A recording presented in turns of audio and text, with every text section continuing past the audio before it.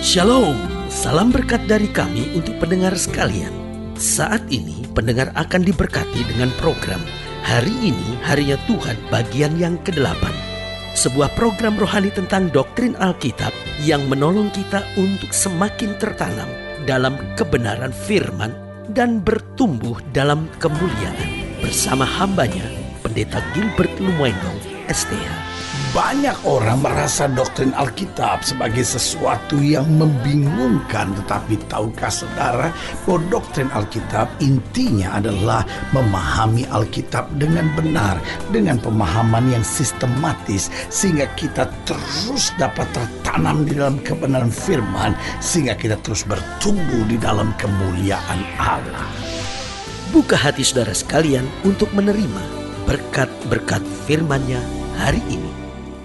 Allah kita mulia dan kudus, namun Dia adalah Allah juga yang mau mendengarkan permohonan dari anak-anaknya. Karena Dia yang mulia, Dia yang kudus, Dia tidak pernah terlalu sibuk bagi kita.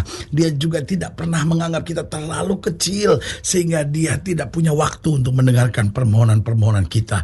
Luar biasa, Allah yang penuh dengan kemuliaan, Allah yang penuh dengan kekudusan. Dia mau mendengarkan permohonan kita, Dia mau memperhatikan doa-doa kita. Pertanyaannya, sudahkah kita berdoa dengan sungguh-sungguh? Persoalannya, Allahnya saja mau mendengarkan doa kita, tapi seringkali kitanya yang tidak mau berdoa. Makanya Alkitab berkata, kamu tidak mendapat apa-apa karena kamu tidak berdoa. Nah, pertanyaannya, kenapa Dia mendengarkan permohonan kita? Bukankah kita orang berdosa? Dengar, yang pertama karena keberadaannya. Iya kan? Bukan soal bahwa siapa kita, tetapi soal Dia, bahwa Dia Allah yang luar biasa. Dia Allah yang tidak bisa mengabaikan kita. Dia Allah yang tidak bisa menyangkal dirinya sendiri. Dia ada untuk menyelamatkan kita. Keberadaannya dalam kemuliaan dan kekudusan itu yang membawanya untuk senantiasa mendengarkan permohonan kita. Jadi saudaraku yang kasih dalam Tuhan, Dia mendengar doa kita bukan karena kita. Dia mendengarkan doa kita karena Dia. Jadi jangan pernah merasa, saya nggak bisa berdoa, doa saya nggak sempurna. Dia mendengarkan doa bukan karena hebatnya doa kita, tetapi Dia mendengarkan doa kita karena keberadaannya. Sama seperti seorang bapa, kenapa dia tetap sayang sama anaknya walaupun anaknya telah mengecewakan dia? Loh, karena bapa itu adalah bapa yang baik. Tetapi kalau bapa itu jahat, sekali anaknya mengecewakan, langsung dia berkata, papa tidak pernah kenal kamu. Allah kita adalah Allah yang baik, sehingga dalam kebaikan, kemuliaan dan kekudusannya Dia mendengarkan doa kita. Yang kedua, karena memang kita penting bagi Dia. Kenapa kita penting bagi Dia? Karena kita diciptakan segambar serupa dengan Dia. Karena di dalam kita Allah telah menebus kita, darahnya mengalir, Dia memberikan Roh Kudusnya, dan karena penebusan oleh darahnya, karena kuasa Roh Kudus yang diberikan, kita dijadikannya penting. Bukan kita penting, tapi kita dijadikannya penting. Jadi yang pertama, Allah mendengarkan doa kita karena keberadaannya. Yang kedua, karena kita dijadikannya penting. Dan yang ketiga, karena perjanjiannya. Saudaraku yang kasih dalam Tuhan, Tuhan sudah mengikat dirinya dengan perjanjian di dalam firman-Nya. Berserulah kepadaku, maka aku akan menyaut kepadamu. Dan Allah tidak pernah bisa membatalkan perjanjiannya. Ketika Dia berjanji, Dia mendengar doa kita. Maka ketika kita berseru di tengah kelemahan dan kekurangan kita, tapi kita berseru dengan sungguh-sungguh kepada Tuhan, haleluya, selalu akan ada jalan keluar, selalu akan ada kemenangan, selalu ada kepastian mujizat. Haleluya. Selamat datang dalam program kita hari ini, Harinya Tuhan. Sebuah program rohani yang kembali mengingatkan kepada kita betapa pentingnya kita menjadikan firman Tuhan sebagai dasar keseharian hidup kita. Karena selama kita jadikan firman Tuhan sebagai dasar keseharian hidup kita, langkah-langkah ke depan kita penuh dengan kepastian, kemenangan, berkat mujizat, dan perkara-perkara besar. Haleluya. Dan dalam program ini kita memang sedang membahas tentang Allah mendengarkan permohonan. Dia bukan Allah yang meninggalkan, menolak, dan tidak mengabaikan. Tapi luar biasa, ketika kita berdoa, Dia Tuhan yang mendengarkannya. Haleluya. Nah, saudara yang kasih dalam Tuhan, dalam pembahasan tentang Allah mendengarkan permohonan, kita mau sama-sama belajar dari Hakim-Hakim pasal 13. Hakim-Hakim pasal 13 ayat 8 sampai ayat yang ke-14. Hakim-Hakim pasal 13 ayat 8 sampai 14. Demikian firman Tuhan. Hakim-Hakim 13 ayat 8 sampai 14. Dikatakan demikian. Lalu Manoah memohon kepada Tuhan, katanya, "Ya Tuhan, berilah kiranya abdi Allah yang kau utus itu datang pula kepada kami dan mengajar kami apa yang harus kami perbuat kepada anak yang akan lahir itu." Maka Allah mendengarkan permohonan Manoah. Perhatikan kalimat ini. Maka Allah mendengarkan permohonan Manoah. Di mana ada doa yang sungguh-sungguh, di situ ada jawaban yang Tuhan sediakan. Sehingga malaikat Allah datang pula kepada perempuan itu ketika ia duduk di padang, ketika Manoah suaminya itu tidak ada bersama-sama dengan dia. Kemudian perempuan itu segera berlari memberitahukan kepada suaminya, katanya kepadanya, "Orang yang datang kepadaku baru-baru ini menampakkan diri pula kepadaku." Lalu bangunlah Manoah dan mengikuti istrinya.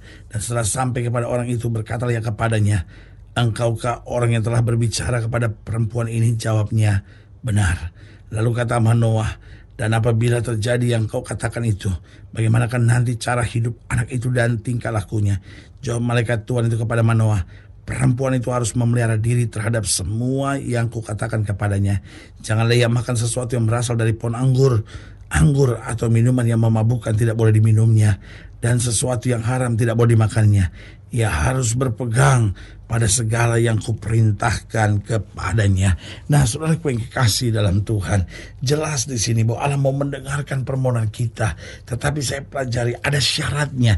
Bagaimana agar permohonan kita didengar dan menjadi kemenangan, bahkan mengerjakan mujizat dalam kehidupan kita. Haleluya. Jadi saudara yang mungkin hari-hari ini sedang ada dalam pergumulan doa, saudara yang sedang memohon sesuatu kepada Tuhan, saudara mengerti bahwa Allah mau mendengarkan permohonan. Ada beberapa syarat agar permohonan kita menjadi kemenangan dan bahkan mengerjakan mujizat. Yang pertama, dalam memohon, dalam berdoa, jangan bersungut-sungut. Saudaraku yang kekasih dalam Tuhan, seringkali kita dalam berdoa mulai bersungut-sungut. Kita mulai kecewa karena kita belum lihat hasilnya. Kita mulai kecewa kenapa Tuhan harus mengizinkan ini. Kita mulai kecewa karena kita merasakan betapa perih dan pedihnya hati kita karena berbagai masalah yang terjadi ini. Saudaraku yang kasih dalam Tuhan, tapi tahukah saudara, waktu kita mulai bersungut-sungut, maka mujizat langsung berhenti terjadi. Sebagai hamba Allah, saya mau ingatkan, di mana ada iman, di mana ada semangat, di situ mujizat mulai terjadi. Tetapi di mana ada sungut-sungut, di situ mujizat berhenti untuk terjadi.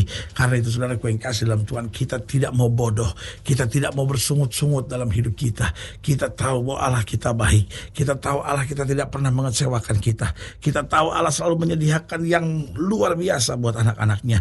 Karena itu mari kita buang sungut-sungut dalam hidup kita. Suami-suami jangan suka bersungut-sungut, istri-istri jangan suka bersungut-sungut, orang-orang muda jangan suka bersungut-sungut. Meskipun sudah pensiun dan usia sudah lanjut, anak-anak sudah tidak lagi begitu memperhatikan, jangan bersungut-sungut. Tetap pandang Tuhan dan tetap yakinkan diri saudara bahwa Tuhan yang ada di dalam kita adalah Tuhan yang akan memberikan kekuatan dan damai sejahtera buat kita. Jadi ingat, jangan bersungut-sungut.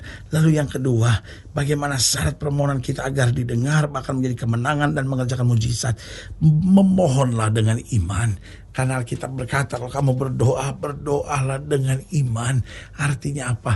Ada banyak orang berdoa hanya dengan perasaan, bukan dengan iman. Yang Tuhan kehendaki adalah doa dengan iman. Artinya apa? Waktu saya berdoa, saya sandarkan doa saya pada firman Tuhan.